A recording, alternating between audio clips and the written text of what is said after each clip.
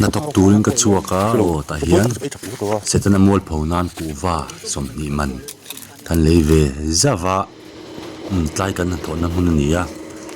tlai lain chung hi tlai step long kal chona chung kan siam dona sangte hian ti hian an welding phota ni se me ma hemini hian keima chaumin emo mogati min focus speak ni hian ka ria korban bul kala hazui le ngala khuwa doi deu in chunga na kan thok don mogati thing pui sen sahang tui ver vorl tuk kan khiat khal khala ni sali tuka tui takani tui tak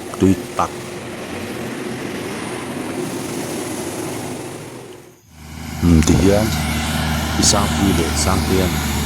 tidan vera silan tidan te ang sila jangan tisian tu on thova umahi chuma ji amini o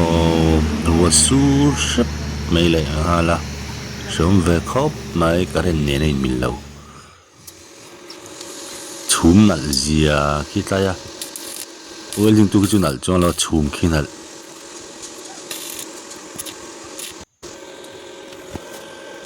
tang tat tingium zia thala kang tat a khosak o hei kan thil siam chunia hian kan banga ruasur shepa chuan sur bana kan tizo kan chuk thla kan tizo kan sing fela kan ba karen min man zuya kata thalo chawani ti hian engma ti nat ka ti tur khalak lo to sia kan ho tar ngot mai ni ma se ban hun pa chu ni ani to thowa tiang kho tha kan ven kon lai nia jing la ma ko thai me ka ti gen ki ko dur na sa to ni hi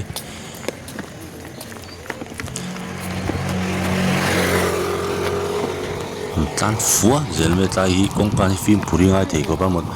two wheeler te four wheeler te po ni tan fuwa zelme ya film puranga thei